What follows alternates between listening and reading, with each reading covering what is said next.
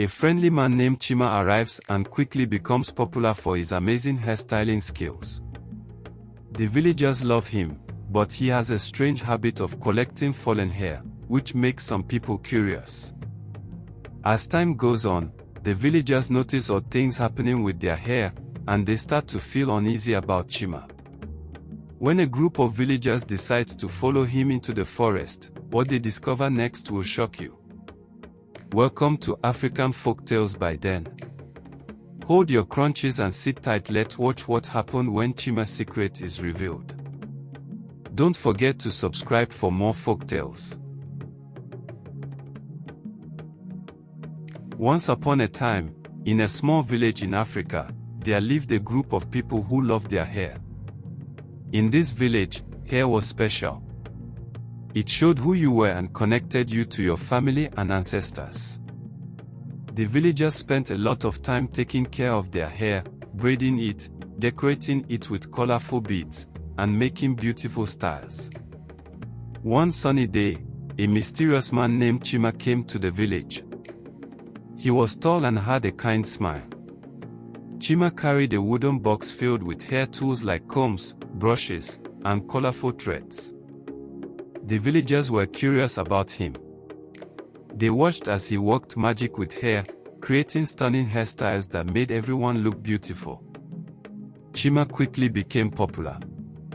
Women would line up to have their hair done by him, and children would sit nearby, excited to see his skills. "Look at how he twists the hair," they would say, amazed by his talent. Chima was friendly and always eager to help. It was not long before the villagers loved him. But there was something strange about Chima. He had a funny habit of collecting hair. Whenever someone lost a strand while styling or brushing, Chima would quickly pick it up and put it in his wooden box. The villagers thought he was just being tidy. "What a neat man," they would laugh, not knowing that Chima had a secret. As time passed, Chima's fame grew. Some villagers noticed that their hair seemed to grow faster and looked shinier after visiting him. "He must have magic in his hands," they would say, praising him. But they had no idea that Chima's actions were not as innocent as they seemed. The villagers shared stories about their hair. Old Mama Nia would tell her grandchildren how hair connected them to their ancestors and how it carried the spirit of their family. The young girls would listen, wide-eyed, as she talked about how their hairstyles reflected their dreams and personalities. Hair was important to them, and they cherished their connections through it. Yet, even with all the joy Chima brought, a feeling of unease began to grow in the village. Strange things started happening. Some villagers found their hair missing, while others had bad dreams about a man with a box of hair. Curiosity turned into suspicion, and a few brave villagers decided to find out the truth about Chima. They began to watch him closely. They noticed that Chima always seemed to know when someone was about to lose a strand of hair. He appeared right at the moment to collect it. The villagers began to wonder what he was really doing with all that hair. Their trust in him started to fade as they realized something was not right. Days turned into weeks, and the tension in the village grew. The villagers were confused. They loved Chima but felt uneasy about him. The whispers about his true nature grew louder, and many began to question their beloved hairstylist. What was his secret? What did he do with their hair? One evening, a group of villagers decided to follow Chima. They wanted to see where he went when he left the village. They quietly trailed behind him as he walked into the forest. The sun set, and the shadows grew long as they followed him deeper into the trees. Finally, they reached a small clearing.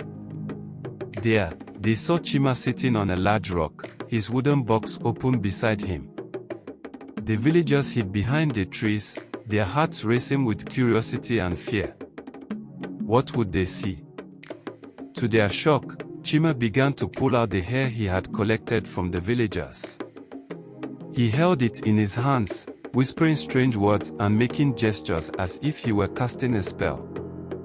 The villagers gasped softly, unable to believe their eyes. They realized that Chima was using their hair for something mysterious and possibly dangerous. As they watched, they saw Chima take a strand of hair and place it on the ground. He danced around it, chanting loudly. Suddenly, the hair began to glow, and a strange wind blew through the clearing. The villagers were terrified but could not look away. They were witnessing something they never thought possible. After a while, Chima stopped and sat down, looking tired but satisfied. The villagers felt a mix of fear and anger. They had trusted him, thinking he was helping them, but now they saw him for who he truly was. He was not just a hairstylist, he had a hidden purpose that threatened their peace.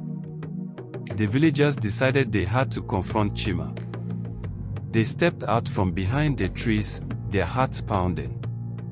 Chima looked up in surprise, his eyes wide. "What are you doing here?" he asked, trying to hide the fear in his voice. "We know what you are doing with our hair," one villager shouted. "You are using it for your own purposes. You must explain yourself." Chima's face turned serious. "You don't understand," he said slowly. "I collect your hair because it holds power. It connects you to your ancestors, and I am trying to protect that connection. I thought I was helping, but I see now that I have frightened you." The villagers were confused. They didn't know whether to believe him. They had seen the strange things he did, and it was hard to trust him again.